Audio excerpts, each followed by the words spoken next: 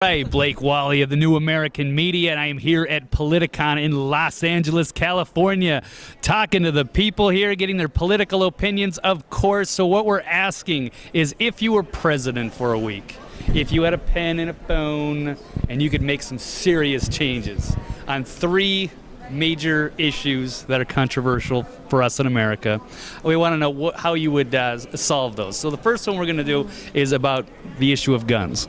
Oh my gosh. Okay. Well, I would do so much. I think there's a profound disconnect between policy and reality.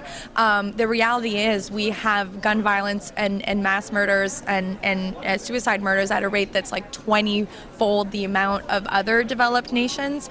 And so we need to tackle this issue in a very radical way. That's a really tough question. I think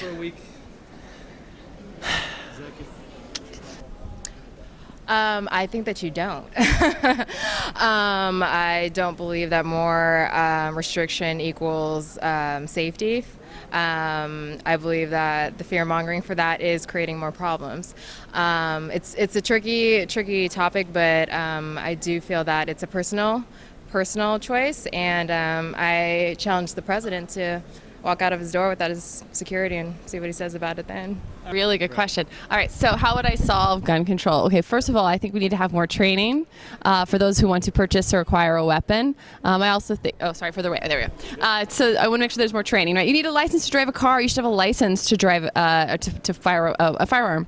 I think also we should put some sort of tax on ammunition to sort of pay for the things that we want to do to help see what the registry is of who owns these guns. We also need to do better background checks. So there's a huge loophole in sort of what's happening at the federal level of who has these guns. So having a national registry would be really important. So a license, a tax on ammunition, and then a national background check. On the gun controversy, I would make it illegal to have magazines that had more than 5 bullets. I think that it's a travesty for children to be killed in our school system, and I think we should control guns. I think that the Second Amendment don't mean you can have an aircraft carrier. You can leave it alone, or you can bring it up for debate, or you can make an executive action and say Mr. and Miss America like Dianne Feinstein, turn them all in, whatever you want to do. I would say first let's put regulations on who can get semi-automatic and fully automatic weapons. If I were president and I could do it, Yeah, I'd wipe away most of the current gun control laws and simply enforce the laws against murder, theft, pretty much everything else that people do is crimes, because new laws have never prevented crimes. Guns have.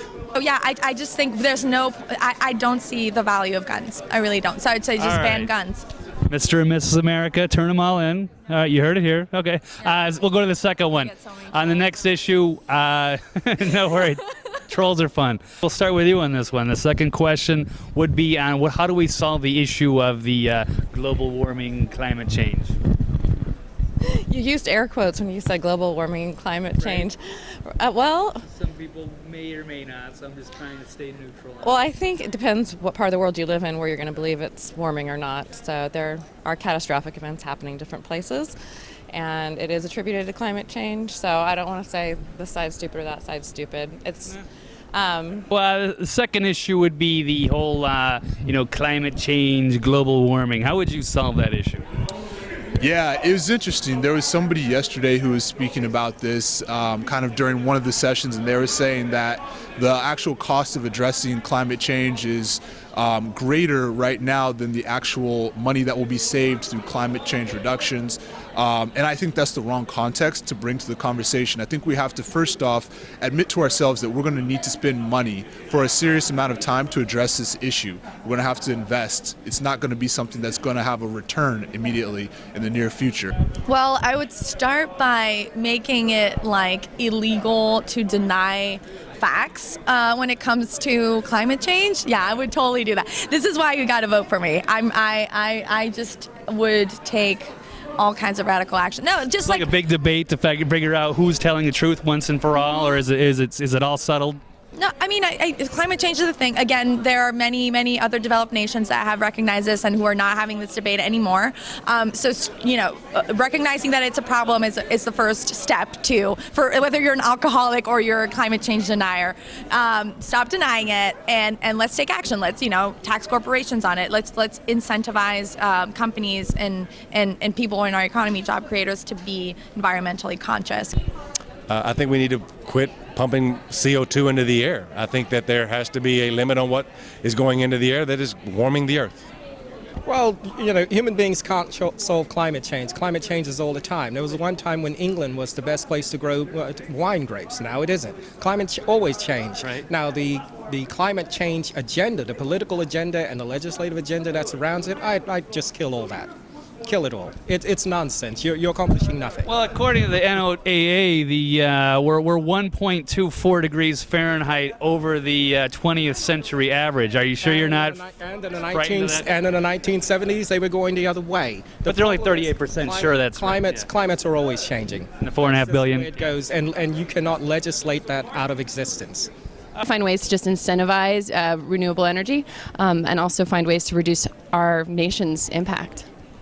Reliable, renewable, free energy is totally available. It's kept up in whatever. Oh, so we got to open up the patents, like room, Tesla technology exactly. somewhere buried somewhere. All right. Exactly. We know what the answer is. We all know. It's just esoteric knowledge that they want to keep for themselves. So unleash all that to the people and empower ourselves and know that we don't need to be governed by anybody. All right, so what should we do with the deniers? On a quick follow.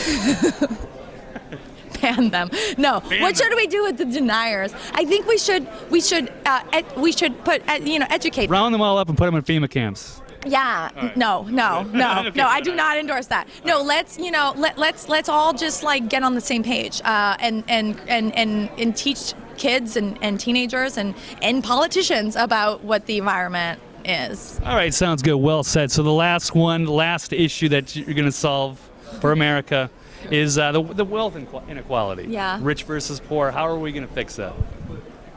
Well, it's simple. Raise the minimum wage? Yeah, raise the minimum wage. More working hours? No, less. I mean, just create paternity. There's paternity leave, parental leave. Not change the tax code so that again corporations and rich people, the 1%. I mean, this is all stuff that's been said over and over again. That we need to peg the minimum wage to productivity, and it needs to be set against the consumer price index to increase. There needs to be an understanding in this country that the way that we continue to realize prosperity is by people being able to afford life, to be able to afford to buy things. That's how you get small business going. You can't have small businesses if nobody can afford to buy your products because they don't have enough money to pay rent and groceries and then go out and spend a little bit of money on the side. A lot of people that work minimum wage jobs and they're just not making ends meet. There has to be more opportunities, but more higher. Maybe they may need more hours. More.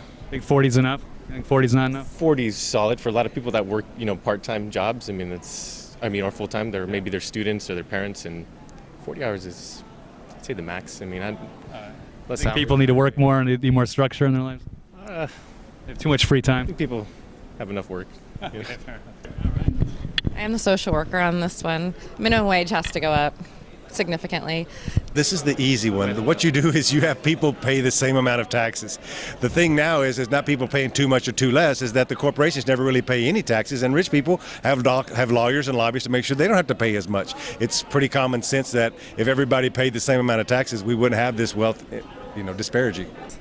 Well, I would like to see the passage of the ERA, or the Equal Rights Amendment. I think California is totally in the right step here in creating our gender equality laws, the new gender wage equality bill that was passed and signed recently by Governor Brown.